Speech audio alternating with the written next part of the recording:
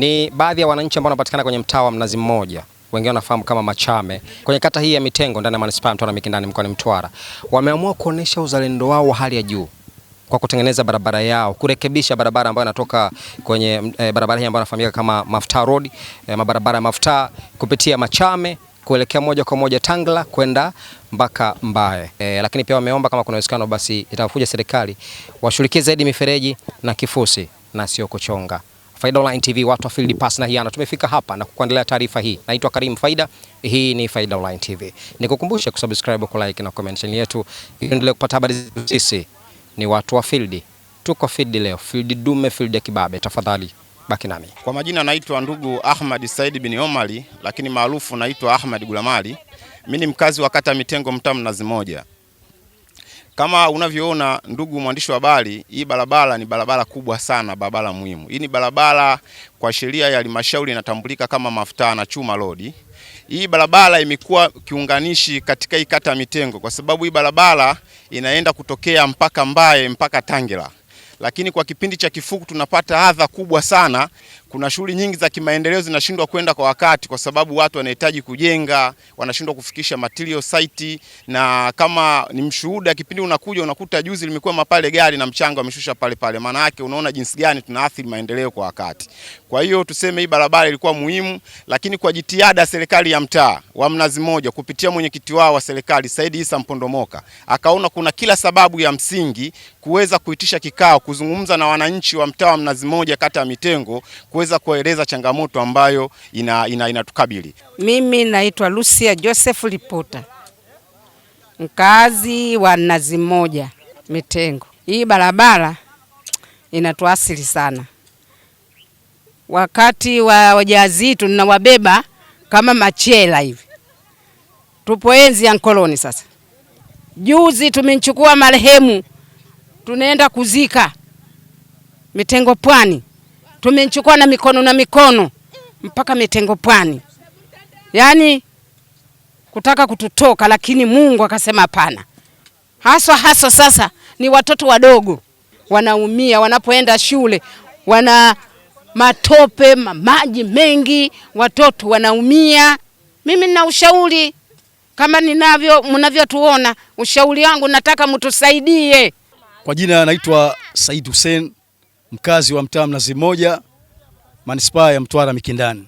Tunaamini kabisa barabara ni tatizo kubwa katika maeneo makubwa katika mji wetu wa Mtwara, maeneo mengi, lakini tuiombe basi full council iangalie mazingira haya halisi, walau kwa kuja kutuwekea vifusi tu, maana wana mfereji, ili tuweze kutengeneza hii barabara yetu iwe katika mazingira halisi ambayo tunaweza tukanufaika nayo kama si wanajamii. Tunajua sisi kitendo tunachokifanya ni kwa sababu ya uzalendo wa kuipenda nchi yetu na kupenda mji wetu, kwa sababu sema hubul watan min al-iman, kupenda mji wako mtu ni sehemu ya imani. Kwa tunapenda mji wetu, tunapenda mtaa wetu, tunapenda Mitengo yetu, na ndio maana tumeamua kujitolea hivi sasa kuja kutengeneza mazingira haya ili kuweza kufikisha malengo ambayo tunakusudia katika utengenezaji wa barabara. Kwa jina naitwa Fatuma Muhammad Kitemwe, maarufu kama Mama Walida.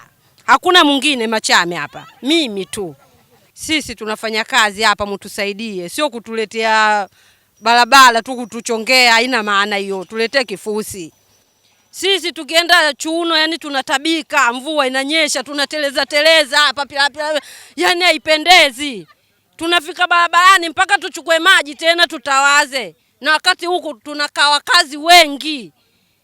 Tuangalieni, mtufikirie, muje mtupe msaada wa maana wa kutosha.